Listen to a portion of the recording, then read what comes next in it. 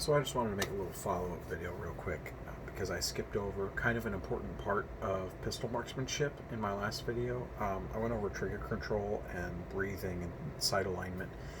What I did not cover was your grip, and that is one of the most important things about shooting a handgun accurately. Most handguns, if not all, have this nice curved shape at the back here. This is a Glock 19. I've done some custom work on it, but this is basically the same shape as a stock Glock. This 1911 has a very large curve here. This is called a beaver tail, by the way. And even small guns like this Sterling Model 302 has a bit of a beaver tail to it. But the purpose of that beaver tail is for you to get your hand as high up on the firearm as possible. My Glock 19, I have a double undercut here. I did that work myself, but a lot of higher end custom handguns have similar cuts. So when I seat my hand deeply into that groove, you want as much meat on your hand as you can behind the grip, so it should be all in line with your arm, and that's going to help absorb the recoil and keep your sights on target when you're firing. And then your finger is going to sit right here. Depending on the size of your gun and the size of your hands, it's going to sit a little bit differently, but when I get a good proper grip, it sits almost to the knuckle on the trigger guard right there. And then your support hand, in most cases your left hand if you're right-handed, is going to come around here. You notice we have this void where your firing hand does not cover the grip. That happens to be the same shape as the butt of your palm. So this hand is just going to wrap in like this, okay?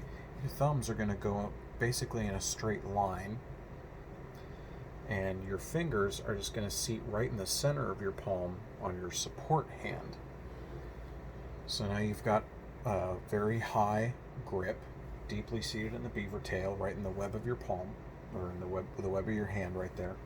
Your support hand comes under and wraps there, and this is why I have a double undercut. You see my index finger sits right in that groove.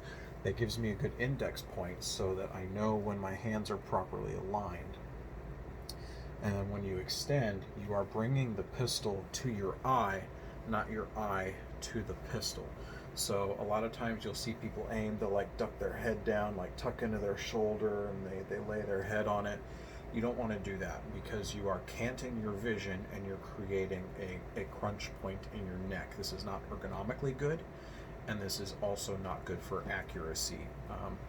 What you want to do is bring the pistol up to your eye. Keep your head and your neck and your shoulders in a comfortable position. Bring the pistol up to your eye. And I know that's kind of hard to see on camera, but I'm not moving my head, I'm bringing the gun up. And my arms are not totally locked out. You want them to be able to flex a little bit to absorb recoil. So you're going to bring the gun up and extend outward like this. So then when the gun does recoil, it's pushing back into you and you're absorbing it, whereas if you have your arms locked out, it's going to want to flip upward. So that is the basics of your grip. I try to keep it as concise and simple as possible. You can get a little more in depth with it, but I don't think that's necessary at this point. This is just kind of a follow-up to my trigger control video that I just posted a little while ago. But that's basically it. So when you go to draw from your holster, you're going to seat your hand deeply like this. Support hand comes up, and your thumbs are not providing pressure on anything. I forgot to mention that. Your thumbs are just kind of there, okay? They are not influencing the pistol at all. All of your orientation force, so to speak, is coming from your grip here, and you want to squeeze this as tight as possible without making your hands shake. So if I Squeeze tightly. If I squeeze any more tightly, see my hands start to shake and I get unsteady. You want to be just behind that point. Squeeze it very tightly, firmly, just until you're about to cause your hands to shake from muscle tension. And then as you go to fire, the gun will recoil, and you should be absorbing that recoil into your arm and into your hands, and the gun should not move upward hardly at all. It'll just push backward a little bit, and that'll help you keep your sights on target and give you faster follow-up shots and better accuracy. I hope that makes sense to you guys. If you have any questions, leave them down in the comments below. I'd be happy to follow up on this and help you guys out some more. I think that's about it for now. I'm going to go to bed now. Have a good night, everybody.